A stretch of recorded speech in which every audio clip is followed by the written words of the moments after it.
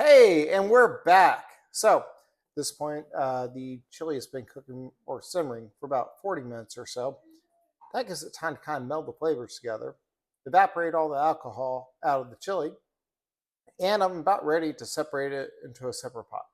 So, it's been on low for the last 40 minutes, and I've been stirring every about 5 minutes or so. The main point of that is to make sure nothing is stuck at the bottom of the pot, because if it does, it'll get burnt, and we don't want that to happen.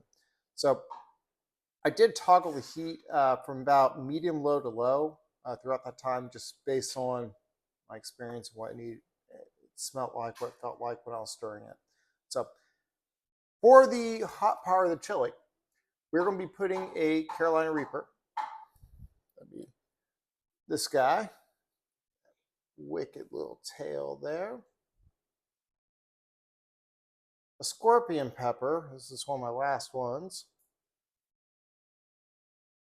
And a ghost pepper in there. So, oh no. Dropped it. Go and wash off real quick.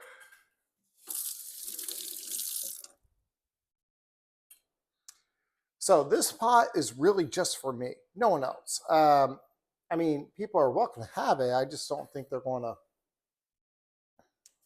enjoy it like I would.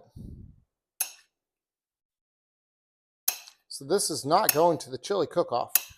However, the chili I made, other than the peppers are going in, are going to be identical. So when seeds are black, that's not a big deal. They're not as sightly when they are, but it doesn't really affect much.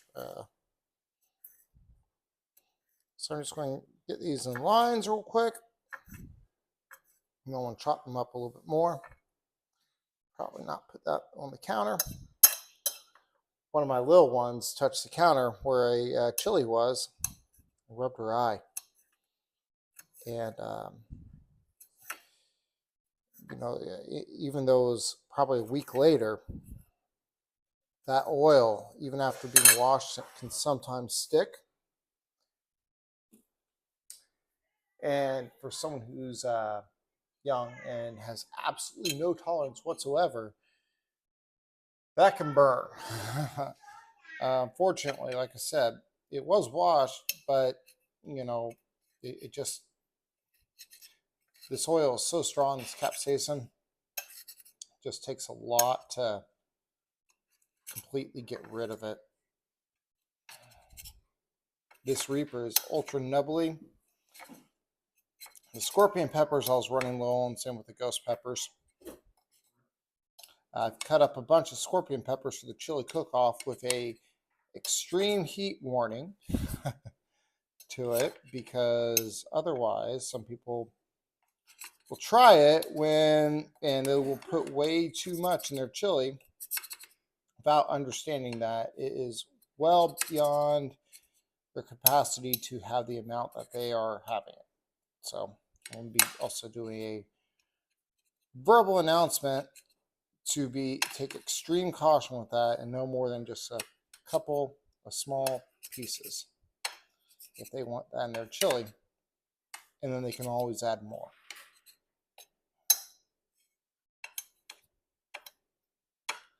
So I kind of wanted to do the 3 pepper blend just to kind of experience all the flavors in here. I am biased. I like the scorpion pepper much more than the Reaper or the ghost pepper. With the ghost pepper, I think it cooks in well. I'm not a big fan of just eating a straight ghost pepper. It just doesn't have the best flavor, in my opinion. So we're going to go over here. Got all 3 of these. Now, I've been letting this chili simmer for the last 45 minutes or so now. Just so y'all can kind of see. It has a little bit of liquidity left to it, so I'm going to use a ladle instead of just trying to pour it, because I want to get kind of a nice mix of any of the liquids that are in there. in my pot for the spicy chili so that this one's not too watery and this one's not too dry. Now, when I do this,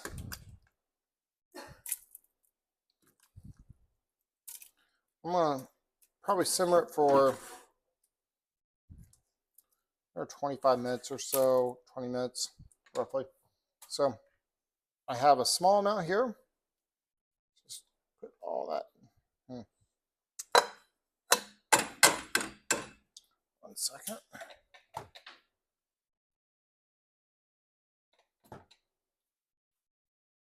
Sure that is one there.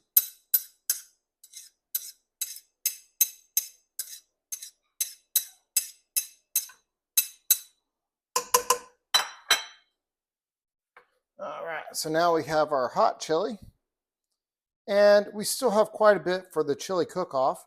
That's going to be very mild, but you know, it can be added to. So I want to get a completely separate spatula because I don't want to be putting the heat from here into here. There's a lot of people that would not appreciate that very much.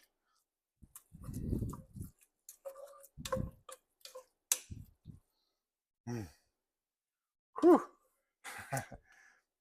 That smells spicy. You can smell it. There's a little bit of a fruitiness to it, but it's definitely some heat. So I'll turn this back on.